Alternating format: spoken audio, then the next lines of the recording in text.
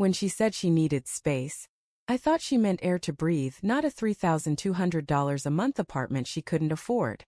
The words came out of her mouth like smoke, soft, hazy, impossible to grab. "It's not you, Mark," she'd said that night, sitting on the edge of our bed, her hands twisting the hem of her sweatshirt. I need space to figure myself out." My chest had tightened in that slow, nauseating way you get when a car drifts into the wrong lane, and you see the headlights but can't move. I remember staring at her face, searching for something. Anger, guilt, maybe even love, but all I saw was exhaustion. She wasn't crying. I was. "Figure yourself out?" I asked, my voice cracking like a teenager's. "Since when did I stop you from doing that?"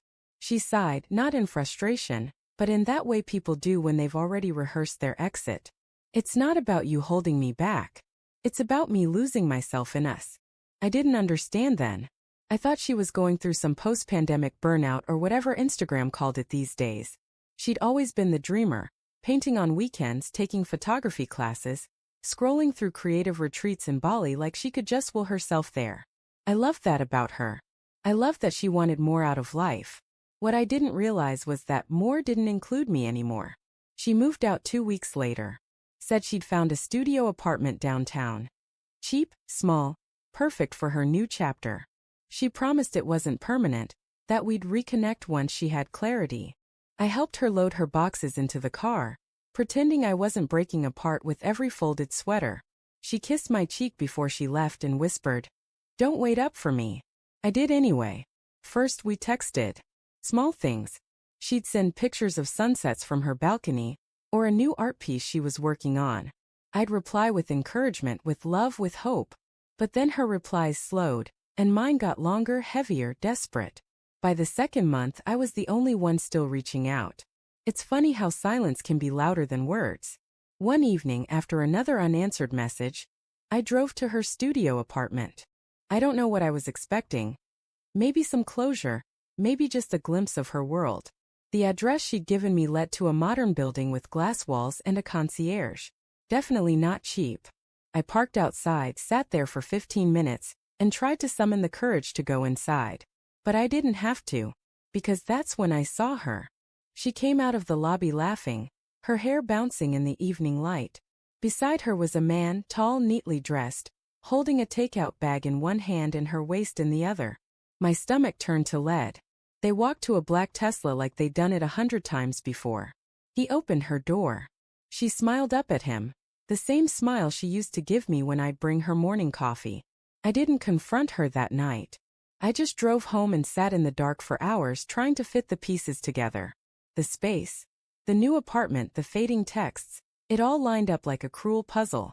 I checked our joint account the next morning, something I hadn't done in weeks. And there it was. Automatic transfers of $3,200 each month to a landlord I'd never heard of. She wasn't paying for her dream. I was. I stared at the numbers until they blurred. I called her, voice trembling. "So," I said when she picked up, "how's the studio?" A long pause. "Mark, why are you asking like that?" "Because I'm looking at our bank statements. Because you told me you needed space to find yourself.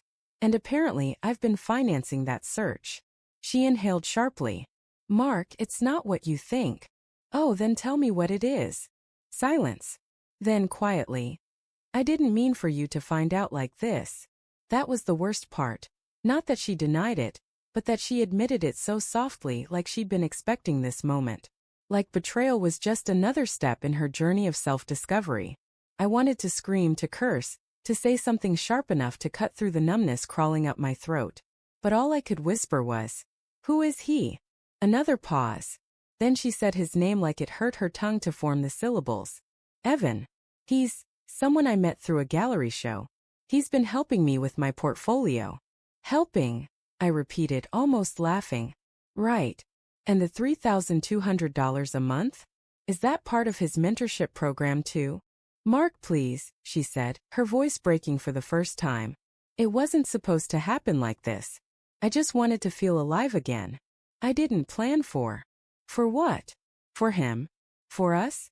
For me paying your rent while you play house with another man." She started crying then. I hung up. I didn't sleep that night.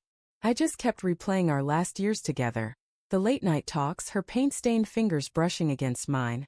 The plans we made for a home with a studio out back. All of it suddenly felt counterfeit. Or maybe it wasn't. Maybe she did love me once, and that love just eroded quietly, until someone else's attention felt like oxygen. I went to work the next morning and told my boss I needed a week off. He didn't ask questions. I guess heartbreak has a look. I spent that week packing her remaining things into boxes, labeling them neatly, like I could box away the ache too. A few days later, she came by to collect them. Her eyes were swollen, her hair tied back. She looked small, smaller than I remembered. "I'm sorry," she whispered. "I know you hate me." "I don't hate you," I said. "I just don't recognize you." She winced. "I didn't want it to end like this." I shrugged. "It didn't end today, Sarah. It ended the day you started needing space."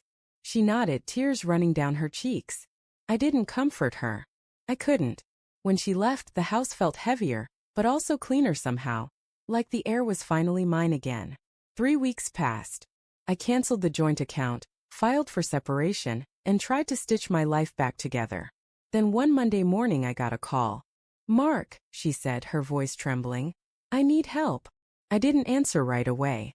"I can't afford the apartment anymore," she continued. "Evan's gone. He moved back to New York for work." I thought, maybe you could help me until I figure things out. For a moment I almost laughed. The audacity, the irony, it was almost poetic. "You need space again?" I asked quietly. "Please don't be cruel," she said, choking back tears. "I made a mistake." "No," I said. "You made a choice." The line went silent. I could hear her breathing, shaky and uneven on the other end. "So that's it," she whispered. "That's it," I said. "I gave you all the space you wanted. Now live in it." I hung up. Then I sat there, phone still in my hand, feeling something I hadn't felt in months, peace. Not joy, not satisfaction, just a stillness that told me I was finally done. Love doesn't always die with shouting or slammed doors. Sometimes it just fades until you can't hear it anymore. And sometimes the space someone begs for is exactly what they need to realize what they threw away.